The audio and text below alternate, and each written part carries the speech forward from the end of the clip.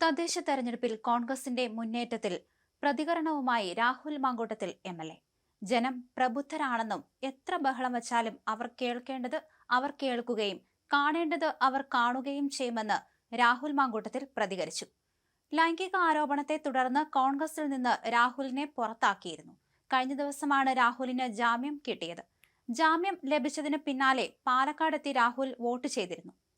അതേസമയം തദ്ദേശ തെരഞ്ഞെടുപ്പിൽ UDF തരംഗം ആഞ്ഞുവീശുന്ന സാഹചര്യത്തിലാണിപ്പോൾ രാഹുൽ പോസ്റ്റുമായി രംഗത്ത് വന്നത്. കേരളത്തിൽ കടുത്ത ഇടതുവിരുദ്ധ തരംഗമാണ്. മുഖ്യമന്ത്രി പിണറായി വിജയന്റെയും CPMന്റെയും തള്ളലാണ് ഇപ്പോൾ പൊളിയുന്നത്. UDF തരംഗമാണ് കേരളമാകെ. കോർപ്പറേഷനുകളിലും പഞ്ചായത്തുകളിലും CPM തോറ്റു. ഇതോടെ നിയമസഭാ തെരഞ്ഞെടുപ്പിന് മുന്നോടിയായുള്ള സെമി ഫൈനലിൽ ഇടതുപക്ഷ അടിപതറിയ അവസ്ഥയാണ്. പിണറായിയുടെ തള്ളുകൾക്ക് ഇനി നിയമസഭാ തെരഞ്ഞെടുപ്പിൽ സ്ഥാനമുണ്ടാകില്ല.